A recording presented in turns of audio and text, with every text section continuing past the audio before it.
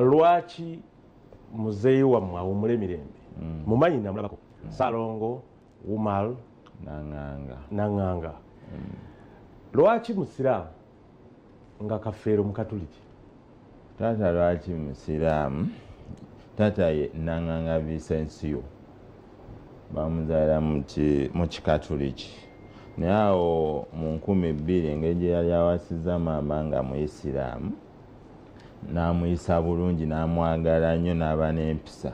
Nanga ye lwaki sisiramuka? Ate bwe yasiramuka asiramuka nnyo. N'asiramuka kati mbuuza ate Kafeero asigala atya mu Bukatuliki? Anti Kafeero ffenna baatuzaalira mu kikatuliki, twasoma n'omugigi. Kati ye taata yasiramuka yagamba abaagala bamperekera abataagala buli omu asigale gy'ali. Okay. Abantu bano abatulaba bangi abantu boogera ebintu nga tebabimanyi bulungi. Kuno twagala babitegere bulungi. Nzikiriza nteeke ekifaananyi kya taata wo ku TV kiri okay? Tewali buzibu. Kuba saagadde mmala gakiteekako ng'oyinza okwekanga. Tewali buzibu. Era balabe nti ono gwe tugenda oteeka ku TV nga bwagenda otunnyonnyola kuba abamu bagamba si taata wa Kafeero balagala taata wa Kafeero naye kati kabamulabeko. Oyo yeye taata? Yoyo taata wange anzaalira ddala. Ye taata wa Kafeero? Taata wa Kafeero. Okay. Era n'entalabuusi mugiraba bwe nabadde katabambulidde entalabuusi kwe kyava kigambo kya talabuusi kiriwo ekityo nga kya Luwarabu naye Kafeero kiyita entalabuusi. Kakati ono bannaye mumwetegereze nga bw'agambye. Kale tumumaze. Lwaki waliyo abagamba nti si taata wa Kafeero? Mukulu Sseguya kyeki kye nagenze nakowa bapikerere. Buli muntu ayagadde okumanya Kafeero, buli muntu eyabeerako bakigatto bonna. Ensonga ze tuliko tetuli mu kumanya ani yazaala Kafeero. Okiwuire ya Kafeero yava mu nsi ye tagamba nti ono si yanzaala. Ensonga gye tuliko baana kumanya gye bakola ki? Gye babazaala. Olwedde Kafeero ye yawummula akoze ekijja ekikye aguze ettaka lye n'agamba abanange bali bateeka naye wano balikola ki? We bali nteeka. Kati bweyagala ogamba nti taata Kafeero simulinaako buyinza bugaana. Bazzukulu be babano babakebedde bafunye ekirungi balidda mu bika byabwe. Tewali akayanira Kafeero saawa zino. Abaana be bakayanira gye babakola ki? Gye babazaala kumanya buzaali bwabwe. Kakati anti olaba nende oli wano kutangaaza bintu bya Muganda. Buli kimu ngenda kitangaaza. Kati oli ababadde babuuza ekyo nakyo bakikoze ki? Bakitegedde. Lwaki bisirikirwa abeera afaayo okulumiriza nti taata wa Kafeero si oyo? Olaba Mukulu Sseguya tugenda ne twagalako ku bakazi naye ate waliwo we bayita we bandikomye. Kati nze yeeyita Biswa, nze simanyi nga Bisika. Biswa gwe manyi mulala. Nze manyi nga Lobina Namatovu. Yayagalako mukulu wange myaka gyaweranga 6 omuvubuka ne bawukana mu 2001 n'aganza Saala birungi. Ku bakyala ba Kafeero bonna sinnabayo omuntu avaawo n'agamba nti kuba abakyala ba Kafeero abasinga Kafeero yabakwata n'abatwala ewa taata we. Lwaki mukyalo omu yavaayo n'aleekaana? Ate ye mukyalo omu eyatandise obeera mu badokita abatiisatiisa nti muteekeko abaana 4. Batya? Twagudde mu mbeera omanyi tuze tugobeera guno omusaayi abaana bafune obwenkanya. Kyekimu ekyatuzeekusa mukulu wange Kafeero. Abaana waliwo omwana yafiira omwana n'agenda omuziika mu kyalo. Oyo yeeyita Bisiikibwa ne Swazi ne bateekawo embeera nti si Kafeero teyazaala, oyo omwana si wa Kafeero. Era bankuba esimu kuva eno nga Swazi akanuza akalambo k'omwana kuwabweru akassa omulambo akassa omulambo ebigambo ebyo akalambo anti ye nga ye yakayita kalambo kati nange wenina okikola ki ensonga ezo ne zinnuma ku mutima era baba Nantongo nankubya ntukozesaawo egundi omwana ne basobola omuziika ku kijja omuzzukulu kati ensonga zino zize zitambula kyobula asagala nnyo bapike babadde bangi naye ekituufu mukulu wange namutadde ku nsi ajja anunula omusaayi kati amazima gagenda va ate abantu muganda nga abantu bagenda swala kati nendekoze katuzannyo wano vidiyo emwemu ng'ogiwabulako tewali buzi ekyo kikole ki kive kigonyonyola oba bituufu oba si bituufu Dennis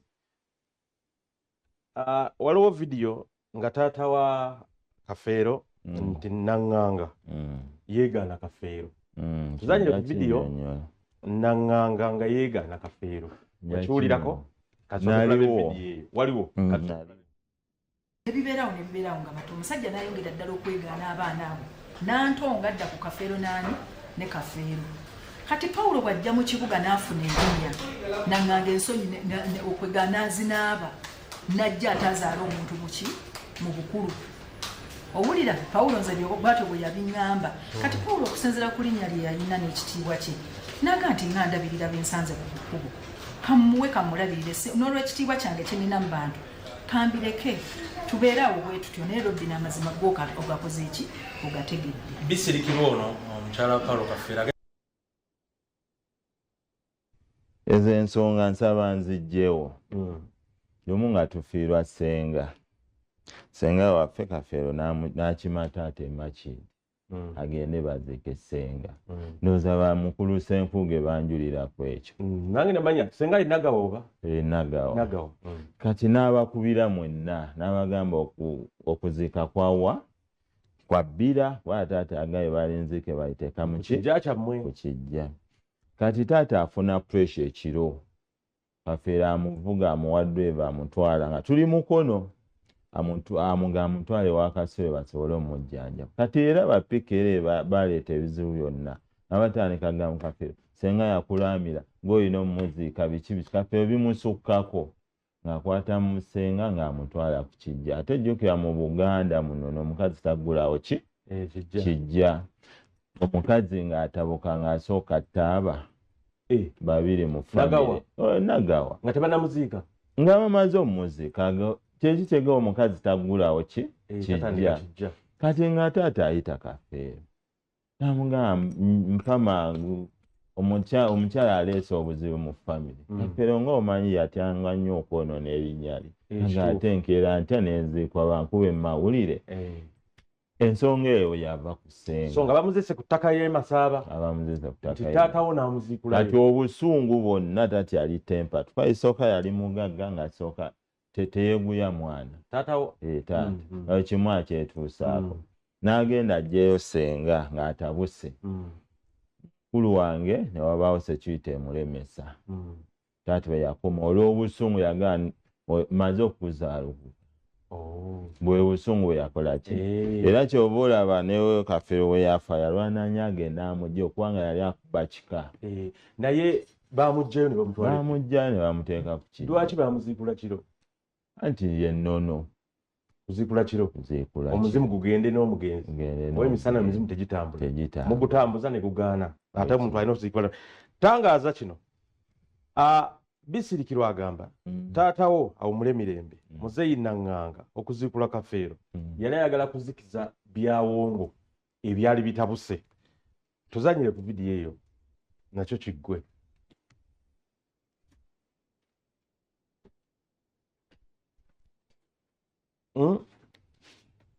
kuziikula Kafeero kuzikiza byawongo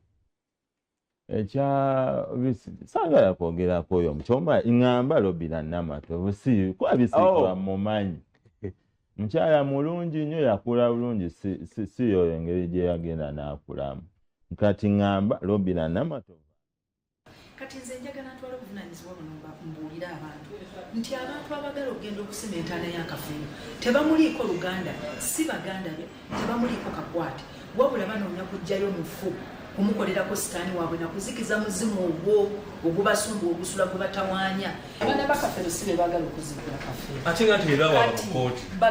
Abaana ba Nnaŋŋanga beyita baganda ba Kafeero be bakozesa abaana bano nti baziikule Kafeero.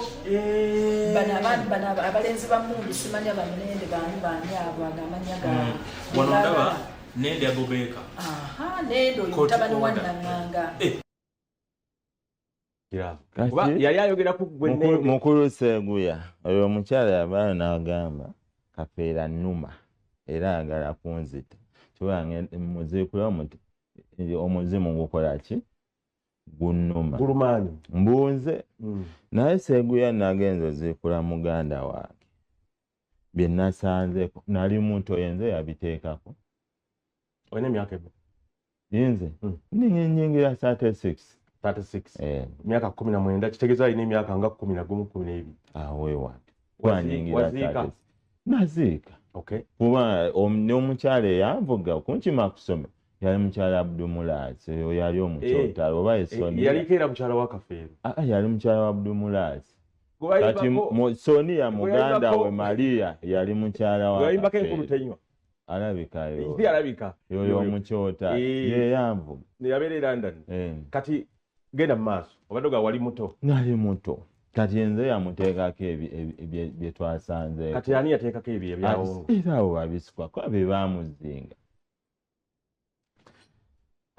Oba wamukyawa bukyayo omukyalo.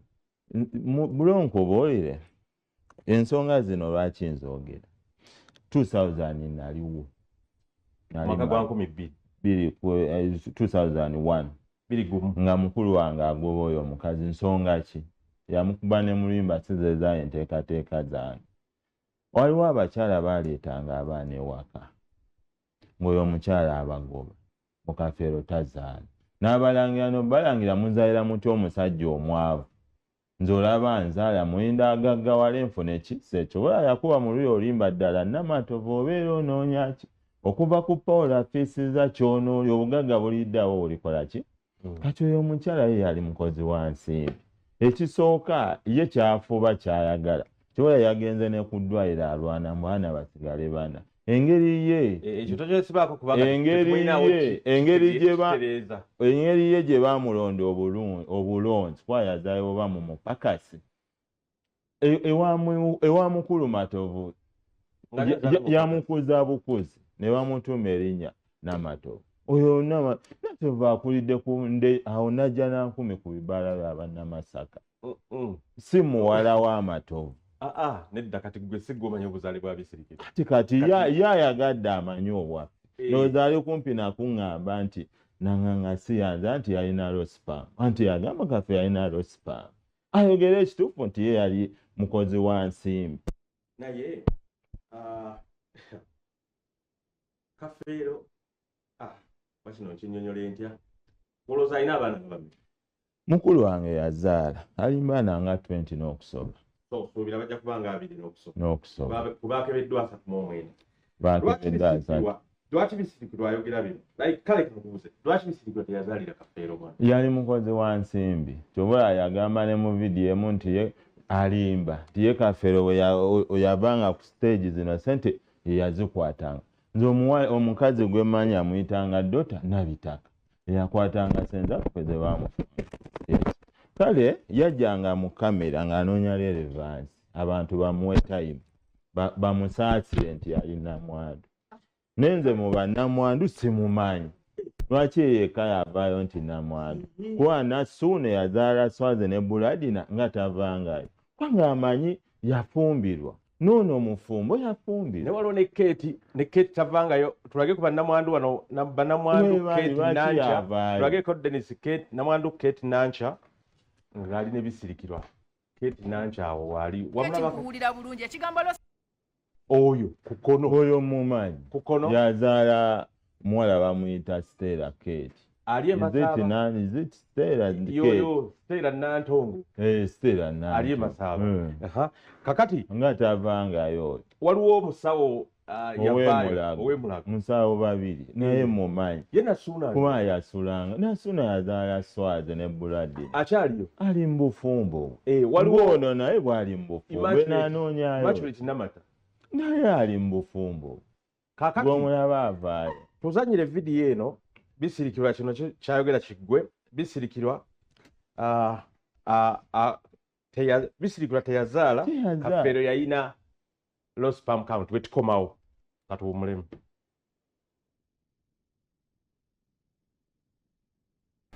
katono nnyo katujja kumulaba nsonyiwa naye owaga nti Kafeero wali yagana omuzalya gwe yafana kakati seebuya okoze bulungi okumbuuza ekintu ekyo nze nina ebyama bye nali nsirikidde enansi seebuya Pawulo yalina omukyala mu kyalo mu maka nze nali mukazi we olowooza lwaki tetwazaala baana oli yazaala omwana okulwaki Pawulo yalina ekizibu omuzungu kyeyandiise low sperm count twatambula bagayinozi abawera era Pawulo yasikanga nga bamuleeta omuzungu kyeyandiise low sperm count twatambula bagayinozi abawera era Pawulo yasikanga nga bamuleetera abaana bato kubanga ffe ekizibu twali tukimanyi anti wulira Pawulo yazaala abaana be yasookera okuzaalako nga tannafuna bizibu tannanywa omwenge kubanga abasawo bagezanko mugane bamugamba Pawulo nnyo gendeeza omwenge Pawulo ebintu ebimalamu amaanyi abasajja bingi nnyo kakati olowooza lwaki Pawulo yafa naafa omwaka gumu nze n'enzaala ekyo kyebuuzi bw'osobola okubeera n'owasa omukazi n'omuteeka mu kyalo omukyala wolowooza yandizadde abaana babeka ekyo kikulaga nti bano abakazi balinga bayaayi ekyenkya kikutuusiddwako Nala instant noodles, the ultimate convenience. Do you remember the first time you met? That one moment when everything changed. We all remember the nervous yes. Oh God, I'm getting married. The cheers and the sound of wedding bells. The family you grow and the life you create together. That's why the Bride and Groom Expo 2026 is back under the theme Beyond I Do, a journey of love, home and family. Join us from the 26th to the 28th of June at Uma Multipurpose Hall. Discover everything from your dream wedding to your perfect first home. Enjoy fashion shows, marriage counseling and exciting exhibitions for only 10,000 shillings. For more information, contact 0772 354 940. Keranga naffe wano ku kyenkya omwangu yattenswa bassebo ne bannyabo amannya Johnson Sebugwawo nga ndi trade marketing manager mu kitongole kya Crown Beverages Limited. Nyimiridde wano nako olwaleero okubakunga okujja mu Bride and Groom Expo. Ffe nga Pepsi tugenda kubeerayo n'ebyekunywa byaffe ebiwoomu era tukubiriza abantu bonna okujja otwegattako. Nate era twagala obasuubiza nti ne guno omwaka ate tugenda kyongerako kibe kya nsuso n'okusinga omwaka oguwedde. Byonna ku mutwalo gumu gwokka. Okufuna omudaala kuba ku nnoti 772 35 49 4. Do you remember the first time you met? That one moment when everything changed. We all remember the nervous yes. Oh God, I'm getting married. The cheers and the sound of wedding bells. The family you grow and the life you create together. That's why the Bride and Groom Expo 2026 is back under the theme Beyond I Do, a journey of love, home and family. Join us from the 26th to the 28th of June at Uma Multipurpose Hall. Discover everything from your dream wedding to your perfect first home. Enjoy fashion shows, marriage counseling and exciting exhibitions for only 10,000 shillings. For more information, contact 0772 354 940. Keranga naffe wano ku kyenkya omwangu yattenswa ffe tufuddeyo owasuza otya tukuwa amawulire ag'enjawulo agafa ebweru w'eggwanga ne wano mu ggwanga lyattu mwennyini ne baselebu bo ab'enjawulo wabweru w'eggwanga ne mu bitundu eyo gye mubeera tutuukayo ne tumanya agafeeyo tebakufera wetuli ne crime watch okukulabula tukuwa omukisa okuteesa ku nsonga ez'enjawulo nammwe abamazaalibwa tetubeerabidde ebyobusuubuzi n'omugenyi w'ennaku ku nsonga ez'enjawulo tukuwa ebyemizannyo mbujjuvu ate mbutuufu okuva ku Mande paka Lwakutaano. Olw'enkyenkya n'enkiwumbawumba nze Josephat Seguya n'amawulire g'abaserebu agakusanyusa ne gakuwummuza n'agakunyiiza tegabulamu. Tandika naffe olunaku ng'oli mumanyi okuva Mande paka Friday ssaawa 12 paka 3 ez'okumakya. Bukedde TV1. Ekyenkya tekisosola ggwanga ddiini wadde kikula kyamu.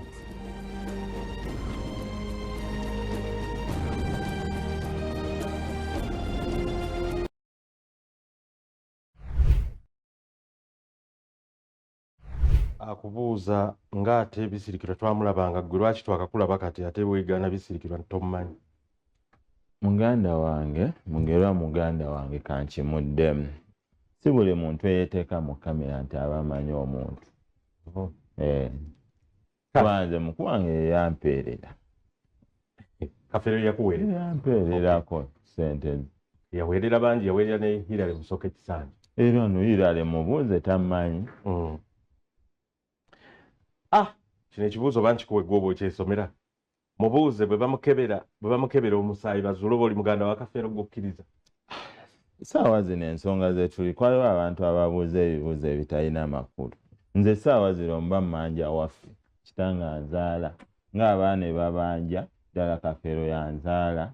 Saawa zino tunoonya DNA ey'abaana tetunoonya nti ndi muganda wa Kafeero. Nze siddaawo kwegomba nti mbeere muganda wa Kafeero wabula nnumirwa abaana baki ba Kafeero sirina kyenoonya wa Kafeero. Ddamu ekyabisirikirwa kiri kyayogeddeko nti lwaki teyazaalika bisirikirwa muddamu omugamba naye ekituufu akimanyi. Saagala yeebuzeebuze kwayo abeera nnyo mu kamera ng'ayogera ebyekisiru. Bisirikirwa akimanyi. By'otayagala bw'oba okyogera. Bisirikirwa akimanyi omugenzi yali azaala.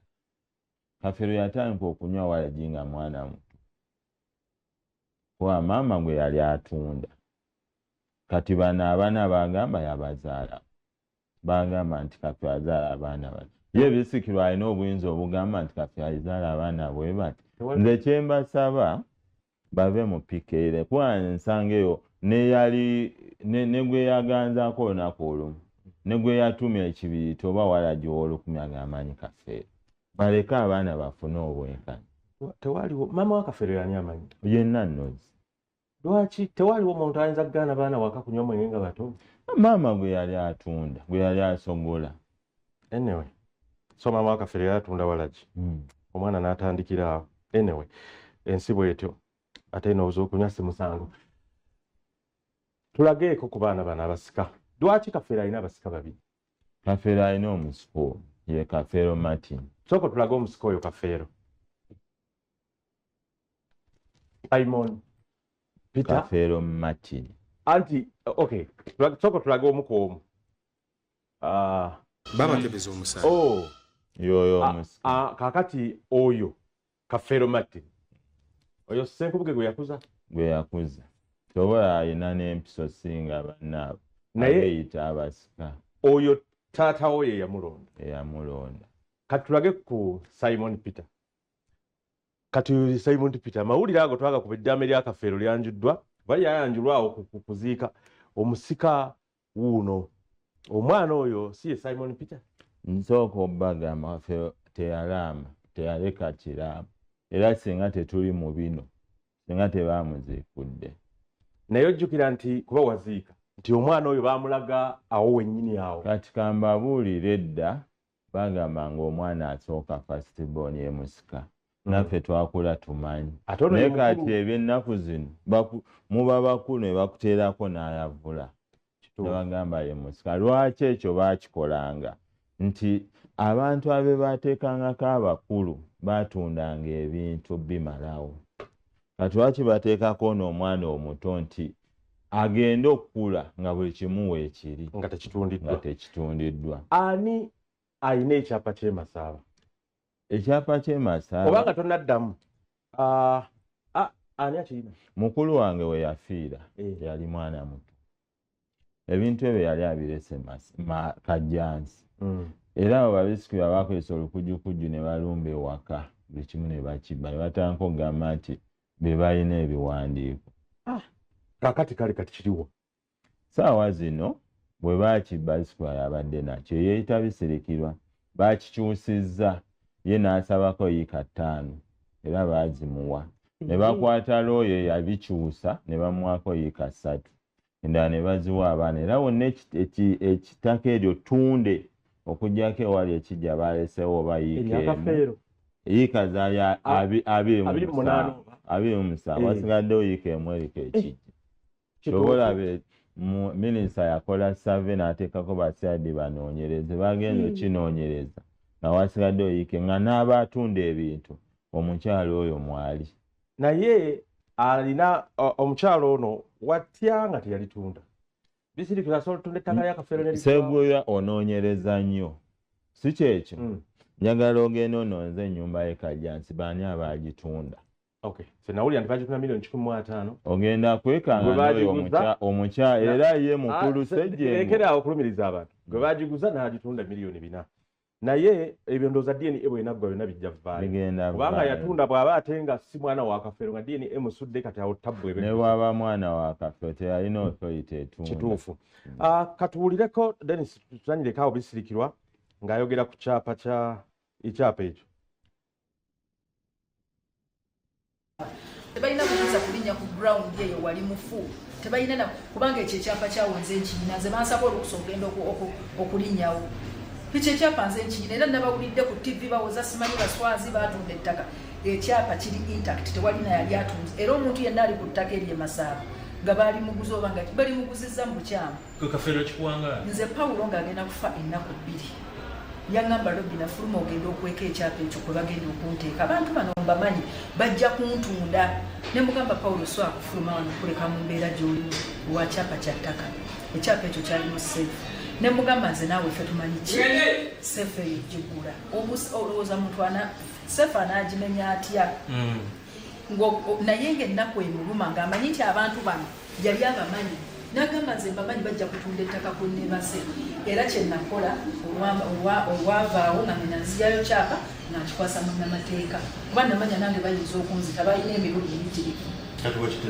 nze mmanyi gye kiri era tebalina na buyinza eyo eba trespass nyonyola ku bisirikirwa kyakkiriza ekyapa yakirina kati kambabuulire kyekiri kye nabagambye kyangu nnyo oyimirira mu kamera n'oyogera buli kimu ate kyangu nnyo okweka amazzi n'amazzi gavaayo gagenda swaza abantu na buli eyabba ekintu ekirungi nali muto sirina kye natwala ate n'ebyenkoze ndowooza bisinga ne Kafeero kati byagenda n'aleka kitegedde kati sirina ku kintu kya Kafeero kye nnoonya wabula kye nnoonya abaana kufuna buki bwenkanya kumanya wa we banzaala na kumanya wa kitanga akola ki ekyapa mugenda kijjayo mutya gwagamba anyway ekintu ekibadde kisibye era kyadde balwana ennyo okununula ebintu bya Kafeero bwe kimu gye kiri ebadde DNA kyola badde banwanisa 2019 ne kakati bejjusa baga kale senga twamuleka luli balina amaanyi n'okyusa eby'omusaayi naye kati ekirungi gavumenti nagisaba yekirimu saawa zino gavumenti ebagamba DNA bwefuluma abaana bagenda bawa letters babawe power okununula ebintu byabwe buli eyagula buli akirimu aba yagula mpewo kakati siibula bakula nsiibula mikwano gya Kafeero n'abeeyita bakigatto ba Kafeero bane mbasaba muwummuze ebigatto byammwe ku ttaka abaana bafune obwenkanya bannaye Seguya omanyi obulumi abaana bwe bayina ne bwe baawulidde nti oyeeyita bisikirwa alwana akyusa omusaayi abaana basigale bane ng'omanyi pressure ebakuba okumanya nti omwana ali awo talina kika abaana pressure batujula na kulwala kufa nze mbasaba bannange bw'oba waliko kigatto wa Kafeero oba yakwendako bwenzi banne bano bapikerere bantamye batadde abaana ku bunkeke walla nze nina ekika nkoze ebyange sirina kintu kyennoonya waani wabula okulumirwa ne minisita sooka n'omwebaliza ddala ye mukwano gwa Kafeero yavuddeyo n'alumirira omusaayi gwa Kafeero Balamu minisita Balamu ne mbasaba babigatto muwummuze egundi yammwe ku ttaka abaana bafune obwenkanya katugende mu program tukyogereko tova ku Bukedde TV yabadde olugambo wano nga bulijjo celebrity waffe ono omuganda wa Kafeero gwotegedde bamuyita Abubakar Nende byonna bizzemu bye mwagala kya Kafeero kikyagenda mu maaso mpaka DNA erwenadda mukazi ali ku malwaliro atambula